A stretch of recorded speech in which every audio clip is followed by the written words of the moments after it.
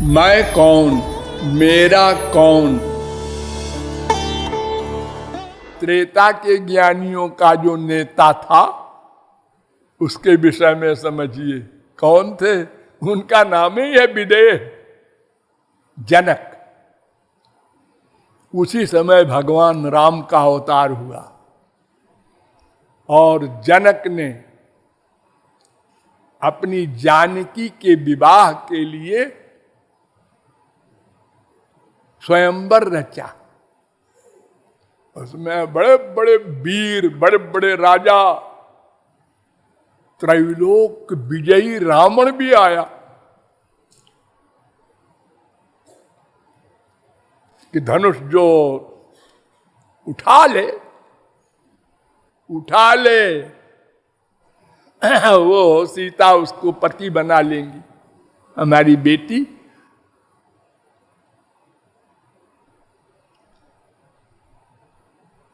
तो राम खड़े थे यज्ञ में, देखने गए थे, वो तोड़ने नहीं गए धनुष को। कहीं उत्सव होता है जब कोई विशेष, सारी दुनिया के लोग आ रहे हैं तो देखने वाले भी तो जाते हैं ना।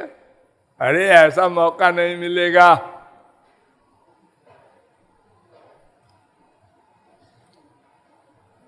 राम को, लक्ष्मण को देखा जनक ने,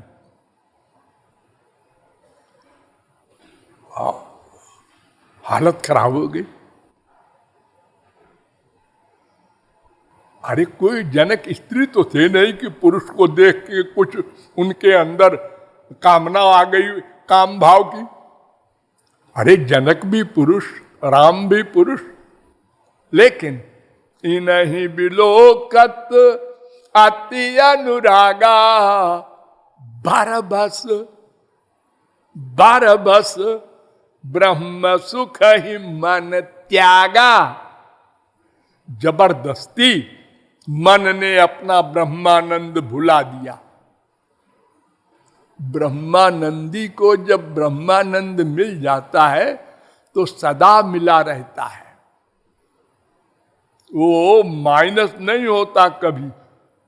चाहे जहां रहे, करोड़ों स्त्रियों में रहे, करोड़ों राज्य करें, उनका ब्रह्मानंद बना रहेगा। कोई गड़बड़ नहीं हो सकती, वहां माया नहीं जा सकती।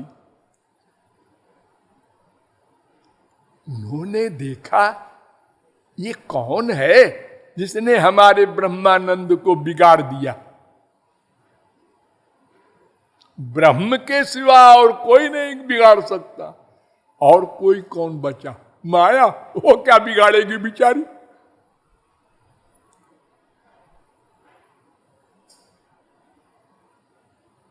ये ब्रह्म ही है, एक नहीं दोनों।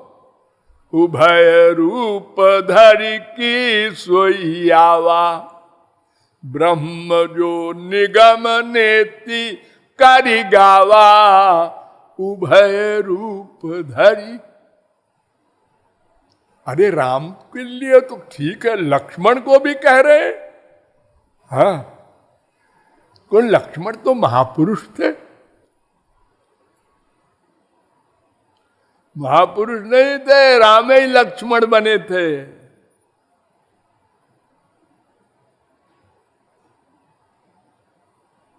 कृत्वात्मानं चतुर्विधम, रामायण कह रही है। राम ने अपने को चार बना दिया था, राम, लक्ष्मण, भरत, शत्रुघ्न। जैसे श्री कृष्ण, बलराम, अनिरुद्ध, प्रद्युम्न, ये चार।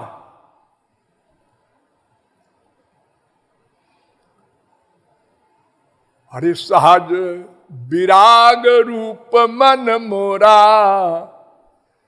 एक सहज वैराग्य होता है और एक साधन वैराग्य होता है। साधन वैराग्य कैसा होता है? उसमें होशियार रहना पड़ता है, कहीं हमारी आसक्ति ना हो। और जरा से गड़बड़ हुआ, गया। और सहज वैराग्य माने नेचुरल, करना नहीं पड़ता, क्योंकि माया तो चली गई, अब वो दोबारा तो आएगी नहीं। वो सहज विरागी होता है। इनकी तरफ से मेरी आंख हट ही नहीं रही, बस देखते जाओ। क्यों? वो कुछ नए नए आंख बंद भी कर दें और फिर देखें, अरे अब की तो और सुंदर है, बंद करके फिर देखा, अरे अब की तो कमाल हो गया। ये क्या जादू है इनके शरीर में। ये विदेह जनक का ये हाल है। इन जनक के यहां वेद व्यास ने सुखदेव से कहा था कि जाना एक बार, तो इनकी 3 पीढ़ियां थी इनके महल में। एक दरवाजा, फिर दूसरा हॉल, फिर एक दरवाजा, फिर एक हॉल, तब फिर वहां वो बैठते थे। तो वहां गए सुखदेव परमहंस, तमाम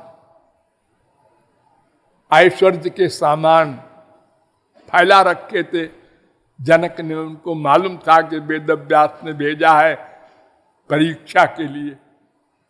वो तीनों में गए, नंगी स्त्रियां खड़ी कर दिया जनक ने। देखते गए, कहीं कोई अंतर नहीं, कहीं आश्चर्य नहीं, थोड़ी देर और देखें ये भी नहीं, कहीं गुस्सा आ जाए ये भी नहीं। ऐसे देखते रहे और चलते गए।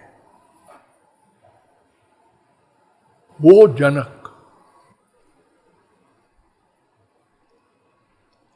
उनका ये हाल हो गया, तो फिर इसका मतलब सगुण साकार में कोई बात जरूर है। क्योंकि ब्रह्मानंद माइक आनंद तो है ही नहीं कि भाई जगदानंद से भगवदानंद तो कमाल का होगा ही। ये जगदानंद नहीं है, वही रामानंद वो भी है, ब्रह्मानंद भी राम का ही तो वो स्वरूप है। वो लाइट जिसे कहते हैं, ताहर अंगेर शुद्ध किरण मंडल, उपनिषद कहे तारे ब्रह्म सुनिर्मल। भगवान के शरीर की लाइट को तो ब्रह्म कहते हैं।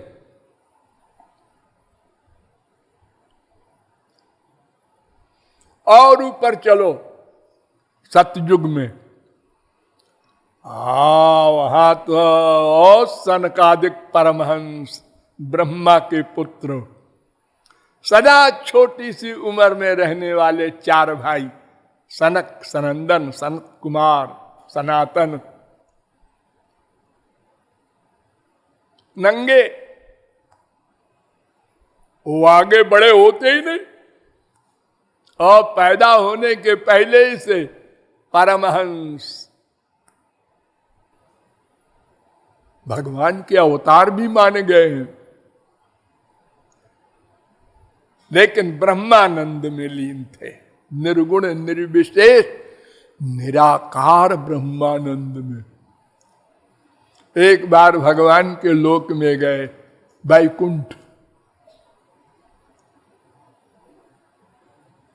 वहां देखा भगवान को, और उनके चरण पर तुलसी रखी थी, तो प्रणाम किया। तस्यारविंद नयनस्य पदारविंद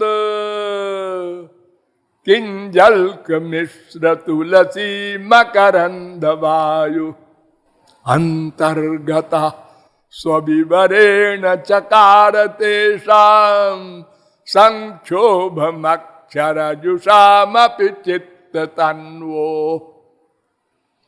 जैसे ही भगवान के चरण की सुगंधी मिश्रित तुलसी की सुगंध उन आत्माराम पूर्ण काम परम निष्काम योगींद्र सनकादिक परमहंसों के नासिका रंध्र में प्रविष्ट हुई, वैसे ही निर्गुण निराकार ब्रह्म का आनंद गया।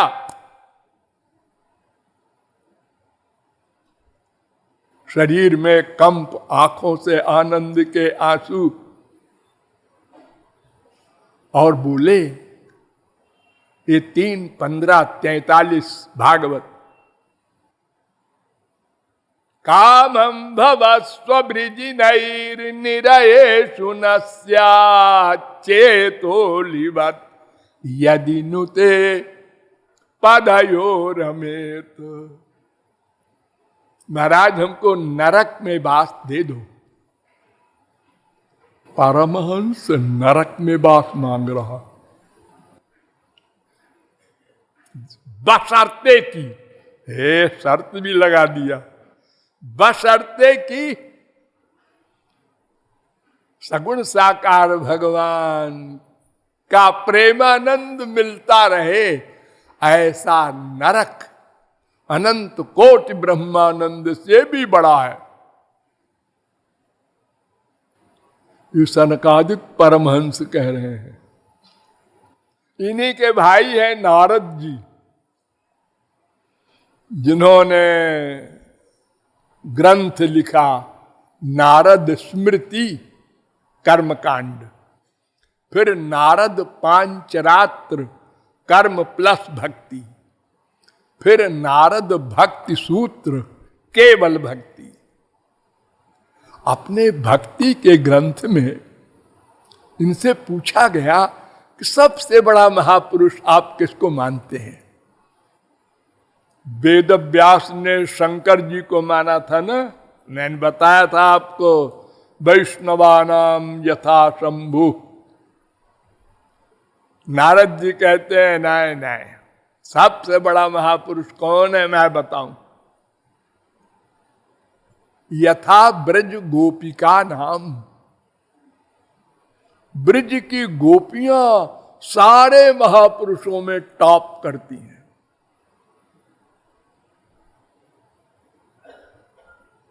उनका प्रेम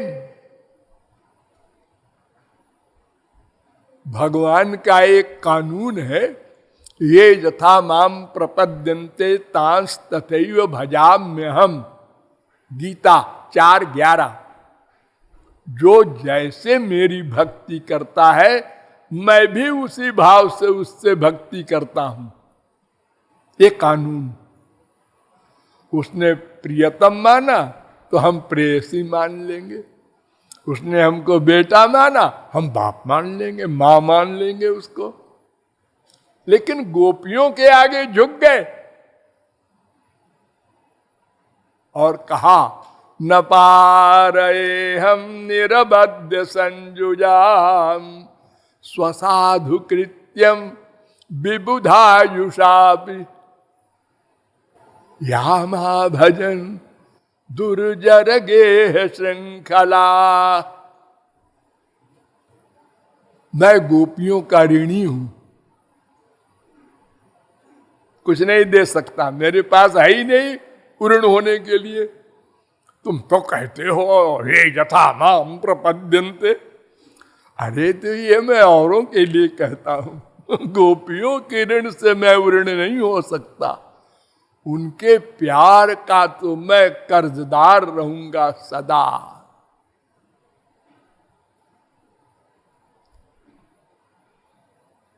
उन ब्रज गोपियों का इतना ऊंचा स्थान नारद जी ने दिया।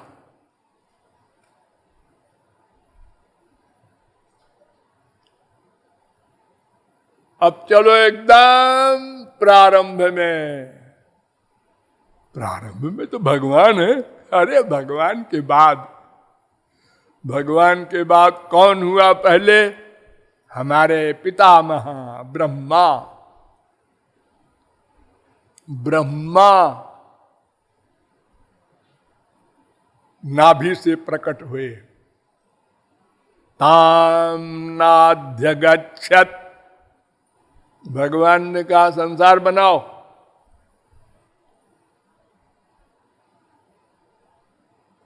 कैसे बनाऊं?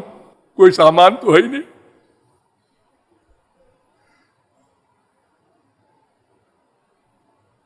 नाद्य गच्छत,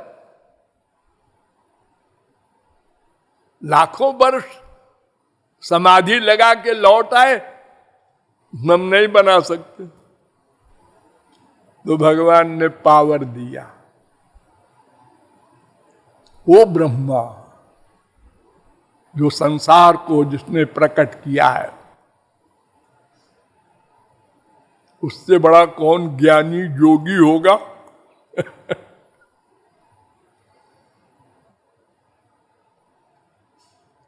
वो कहता है तदस्तु में नाथ सबूर भागो भवेत्र वान्यत्र तु वा तिरश्चाम ये ना हमें कोपि भवज्जनानाम भूत्वा निषेवे तव पाद पल्लवम अहो भाग्यम नंद गोप ब्रजौकसाम यन्मित्रम परमानंदम पूर्णम ब्रह्म सनातनम तद्भूरि भाग्यमिह जन्म किमप्यटव्याम यद गोकुलेपि कतमांघ्रिरजोभिषेकम यज्जीवितम तु निखिलम भगवान मुकुंदस्त्वद्यापि यत्पदरजा श्रुति मृग्यमेव 10, 14, 30, 10, 14, 32, 10, 14, 34। ब्रह्मा कह रहा है कि इन गोपियों की चरण धूल पाने के लिए मुझे कोई पक्षी बना दो, कोई पेड़ बना दो। वर मांग रहा है भगवान से ब्रह्मा। सोचो गोपियों का स्थान कहां है।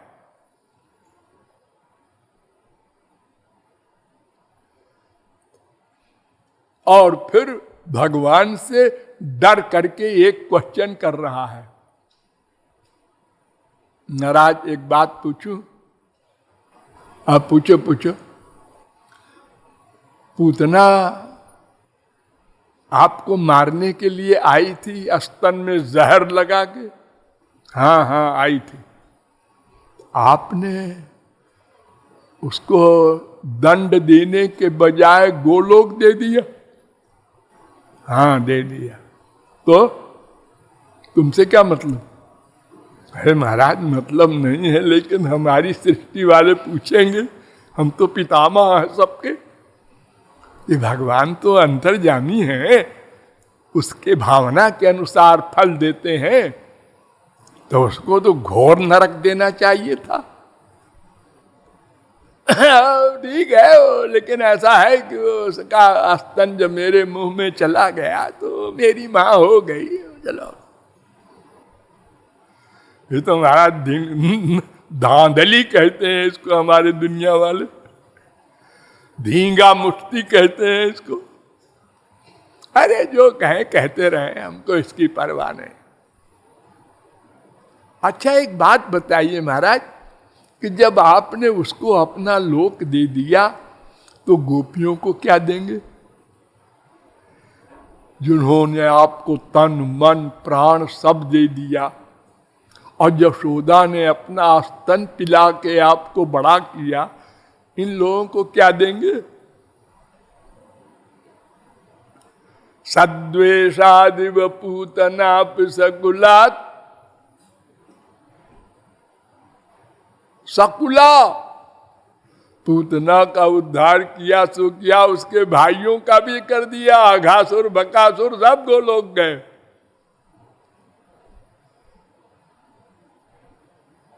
सद्वेषादपि पूतनापि सकुला, ये सब गोलोक चले गए। तो यद्धामार्थ सुहृत प्रियात्म तनय प्राणाशयास्त्वत्कृते, जिन लोगों ने अपना सर्वस्व अर्पित किया उन गोपियों को क्या देंगे? भगवान ने सिर नीचे कर लिया, उन्होंने कहा ऋणी रहेंगे। ऋणी रहेंगे। उससे बड़ी चीज कोई मेरे पास नहीं है देने को। ये ब्रह्मा से लेकर वर्तमान काल के शंकराचार्य, मधुसूदन सरस्वती आदि के समस्त ज्ञानियों का दोनों अनुभव निराकार ब्रह्मानंद का पहले हो चुका था। वे बरबस सगुण साकार प्रेमानंद में विभोर हो गए।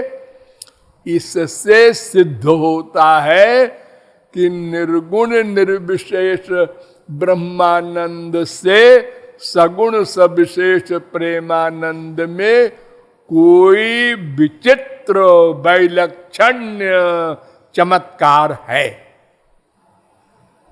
भगवान दो नहीं, आनंद दो चार नहीं, लेकिन जैसे मैंने बताया था कि गुड़ और मिश्री में फर्क मानते हैं हम लोग, ऐसे लीला रस गुण नाम रूप इत्यादि जो भगवान के सगुण साकार में मिलता है, वो सब निर्गुण निराकार में नहीं मिलता। इसलिए वे बड़े बड़े जो ज्ञानियों के नेता हैं, वे भी प्रेमानंद में विभोर हो गए। तो फिर क्या मतलब हुआ? मतलब भक्ति में इतना सौरस्य है, लेकिन ये भक्ति मन के अटैचमेंट को नहीं कहते। हमारा मन भगवान श्री कृष्ण में या महापुरुष में मन लग जाए, ऐसे लोगों को वो जो भक्ति है, इस भक्ति का ये चमत्कार नहीं है। वो कोई और भक्ति होती है जिसमें ब्रह्मानंदी पागल हो जाता है। वो और भक्ति क्या होती है फिर बताएंगे। बोलिए लाडली लाल की। राधे